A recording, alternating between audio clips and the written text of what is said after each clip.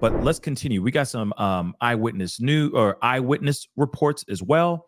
Again, I am super confused, but as far as everything else, the actual person, right? But we do know who the person is at least, and hopefully they'll get things straight. As at least the news, I'm hoping will get things straight so that we can get a better idea of what this person's motive really was, right? Hey there, guys. This young lady just came off a vehicle. I guess you were brought over after evacuating the church? We were escorted during the evacuation by SWAT team, by the police, the local Houston police, and also by the FBI. Okay. Describe what you saw and or heard. Well, we were leaving the service, and Joel was meeting and greeting everybody right outside on the second floor where all this happened. Wow. And I was one of the last people to meet and greet with Joel, the pastor here. And I went into the ladies' room, and when I came out, I headed towards the nearest exit on the second floor, and I heard this like the bam, bam, like mechanical sounds, like it almost sounded like folding tables chairs were being dismantled and dropped to the floor. And then there was like, but they were erratic. Okay, let me just say this really quick. First off, I got to go in and out of this thing. Okay. Unfortunately, because that's just how the things are. These are the breaks here. But the other thing is, well, one, S Dubs, thank you so much for that information. There's supposed to be a presser at 1:30 today. Word. I'm going to do my best to be there for that. Okay. Thank you so much for the heads up. But still, do you realize how lucky Joel Osteen is? Because he was in the area. He was in the building. And if, as she's saying, where everything went down, he was on the second floor. He was greeting and all that. He's really lucky. Okay? He's really lucky that they took him, that they took this monster down as quickly as they did. Very lucky. All right? But let me play a little bit more of what she's saying. Okay, and then there was another set of like bam, bam, bam.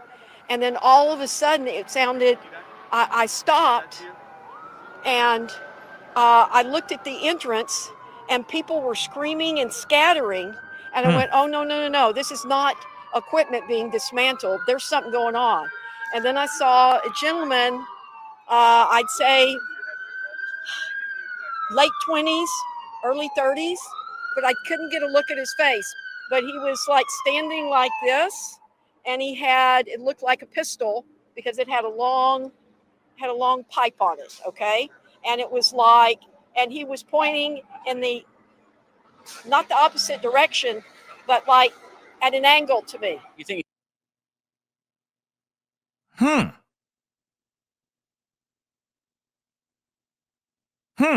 He was one of the shooters or the shooter? Had to have been because there was a gun in his hand, okay? Wait. Let me roll it back again.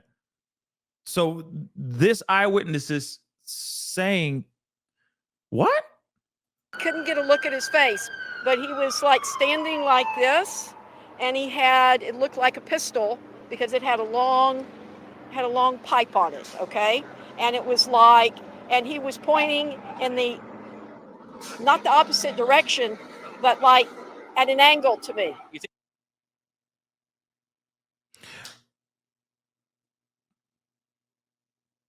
That's a little bit weird, right? So, He was one of the shooters or the shooter? Had to have been because there was a gun in his hand, okay? And he wasn't an officer? No. He was dressed in normal clothes. I couldn't describe it because it happened so fast. I just saw him, near the entrance, and he was standing like this, like almost, the feet apart, and he was like this. I mean, evidently that's where the shots were coming from. Okay, now one thing though I will point out is yeah, Nicole B says something that's true. That it could very well be just undercover security, like a plainclothes cop, right? That was there that could have been it too. There's plenty of people who have conceal and carry, right? It is Texas. Let's not forget. This is Texas. All right. So I wouldn't be surprised if there was somebody there with their weapon at hand. Plenty of dudes, plenty of people walk around with their weapon right at the hip, conceal and carry. A lot of people you don't even know are suited and booted. It's pretty wild. Okay. So there is a good possibility that what she saw was a plain clothed security officer, or it's kind of one of those things like when you get on the plane that they got those air marshals on there. You don't know who the person is that actually is the security on the plane. This could very well be the same thing here too. You know what I mean? It's possibilities are endless up in this mug. Okay. But I'm going to continue this here in just a minute, but do me a favor, guys. I'd really appreciate it if you guys can hit that like button down below. All right. Crush that like button down below. We're almost at 600 likes. Just hit that like button. Of course, hit that subscribe button if you haven't done so yet. All right. Check my stuff out. Follow me on my social medias. That'd be greatly appreciated. Let me get these super chats really quick before we continue on. I can prep too. Thank you so much for the 5 Canadian. Is this person possibly from a culture where trans is more accepted than gay? Maybe they transitioned before because of this. You know what? I don't know. That's a very good question.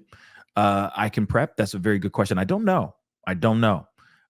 But then again, this could be a person that is very mentally unstable just in general. And because they're identifying as many different things and all things all at once. Does that make sense? It doesn't, but it does. You know what I'm saying? Hence the confusion here. Okay. Hence the WTF emoji. You know what I'm saying? That doesn't exist right now, but we gonna make it soon. All right. MP, thank you so much for the 5. I heard a report that the officers that took them down were undercover. Yeah, I've heard reports of that too, but from my understanding, they were actually security there. So they may have been plain clothed the security as well, not wearing like a Lakewood Megachurch security embroidered t-shirt or anything. They could have just been there clearly showing that they're there as security. And then of course, all hell breaks loose and this thing transpires. Now, what this woman here is saying here, she is just giving her eyewitness account. And of course, things move fast, right? Things move very, very fast. When you got bullets flying here and there, when there's chaos that's ensued, you can miss a lot of things, right? Or your brain is going to translate what happened in your own way. And so she's sitting here saying, I saw this. Now, does that automatically mean that this person that was in regular clothes with a weapon, with a long, muzzle, does that automatically mean that that person was security? It doesn't. It could also mean that maybe Moreno operated with somebody else, that maybe this person was not alone in this situation, right? That could very well be the situation here too. Okay. I know somebody just asked that question and I saw that. I'm like, that's interesting. Okay. But a gun with a long pipe, that's interesting. She said like a pistol with a long muzzle. That's like what, some Dirty Harry stuff? But then again, I don't know. See what I'm saying? It's very, very interesting. Nonetheless, did Moreno operate alone or no?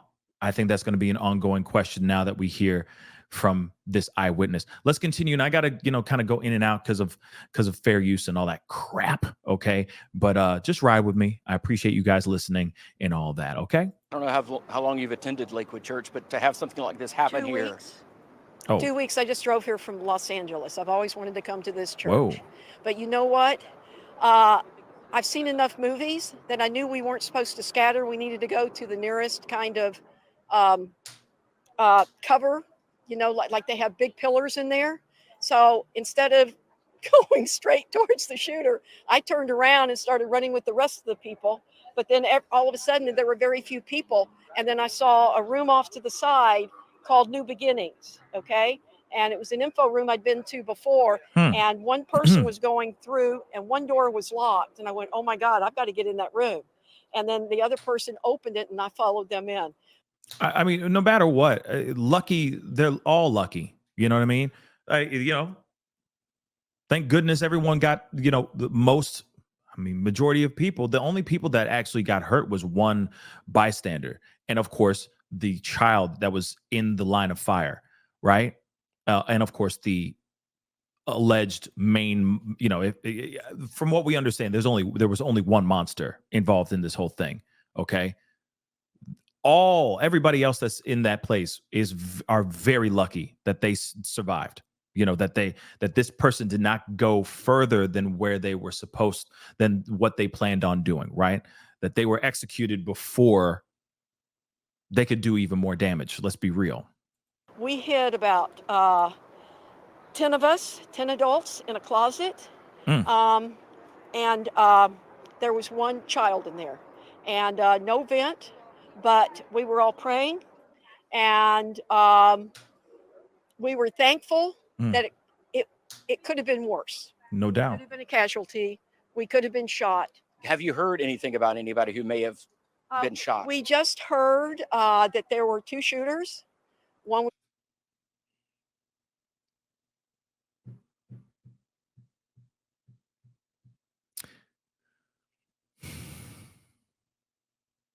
So they're hearing that there were two. This lady right here, showing you again, is saying that they heard that there were two.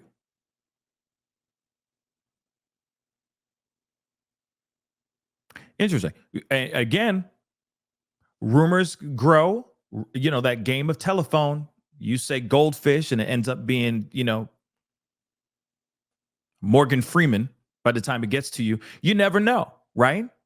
So that piece is interesting.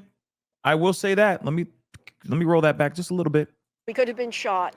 Have you heard anything about anybody who may have been shot? We just heard that there were two shooters.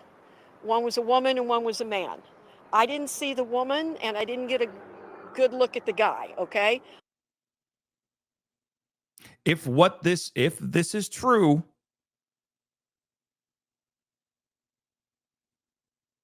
very interesting, right? But again, this could just be rumor spreading through the church, by a bunch of people that are obviously very scared, very, very traumatized, and thanking their lucky stars that they're still alive. Let's continue. I just know that he was holding a gun in his hand and it was extended and he was pointing it towards the crowd. Are you willing to share any of your prayer? What did you pray? Oh, absolutely. We pray, God our Father who art in heaven, hallowed be thy names. But we also, I'm a prayer warrior. So for me to pray is our greatest weapon that we can use during any type of circumstance or situation or crisis. And there were women in there crying. And I wanted all of us to just feel a sense of peace and protection. Thank God there were two huge, big wooden slats. We put those across the door. Nobody was freaking out to the point where, they were being physical. Let me just say this too. Yeah. Dominique just said, I believe she heard the return fire from the officer. That could very well be be true as well. Again, maybe what she saw was exaggerated because of the chaos, and maybe she saw it very quickly. You see what I'm saying? Like, there's so much chaos and craziness going on. I don't think you're sitting there going, okay, he's wearing a white shirt with polka dotted, you're not seeing everything. You're seeing things in flashes, in frames almost, right? So maybe how she remembers it and how she has it in her mind is one way. And I feel like she might say something different a week from now. And I don't mean that like, oh, she's making this up and she's, trying to, she's insane herself. No, I just think that after the chaos and the trauma has subsided a little bit, after the adrenaline has gone down, that maybe she's going to go, wait, no, I do remember it even more now. And he was not pointing at us. He was he was going towards the fire, right? And maybe that's the reason why he was going towards the fire. See what I'm saying? To save and try to help the security officers as well. That could be it too. Okay. But let's continue. And there, yes, emotions ran high, but the prayers, all of a sudden, a peace seemed to come over the room. There was no vent. We're all in there like sardines. And all I can tell you is that honestly, there was a sense of peace and people were starting to smile. I have a feeling this won't dissuade you from coming back. Absolutely not. I don't think it's going to stop people from doing their thing. I feel like a lot of people are going to look at that and say, hey, lightning can't strike in the same place twice. At least that's what we all would like to believe, right? So I don't think it's going to stop people. I mean, do you know how many mass tragedies we have covered at schools, at music events, at malls, and people still go back to those malls. People still go back to those music events. People still go back to those schools. So I don't think that's going to stop people from going to worship, in my personal opinion. Mimi, thank you so much again. Thank you so very much. I appreciate that. But it is kind of, unfortunately, the world that we live in, right? But let's hear the rest of it. There's a little bit left. This is a sign of the end times. And this is happening all over. The people that were standing next to me were from Miami. They just flew in. They had delays on their flights and they wanted to get here on time. And they were able to make the 11 o'clock service. And this was their first interaction. But they felt the same way. They said in South Miami, it's gotten really bad. People just walking up and shooting people that are sitting at the restaurants in broad daylight. I moved here from Beverly Hills. And I was there when Rodeo Drive, they were people were just breaking in willy-nilly into all the chic boutiques there. And Nordstrom's there in Topanga was broken into in broad daylight, and the staff are just standing there. And the police didn't want to get shot, so they didn't want to intervene. And they were understaffed, so that was understandable. But you know what I'm really impressed about is, look at all the teams of people that here in Houston. We've got the constables. We've got the local police, Houston police. We've got the SWAT teams. We've got constables, and we've got sheriffs. Clearly a great response. I mean, yeah. I think they all can sit there and thank their lucky stars that PD, first responders, et cetera, came in and did their job. But at the same time, this is not Houston's first rodeo with mass tragedies as well. So I'm sure they're used to this. They know the procedure now, which is still devastating even to say out loud. Let's keep it real. Still devastating to even say out loud. Pascal, you are now rocking with that dude Pascal. We be going wild.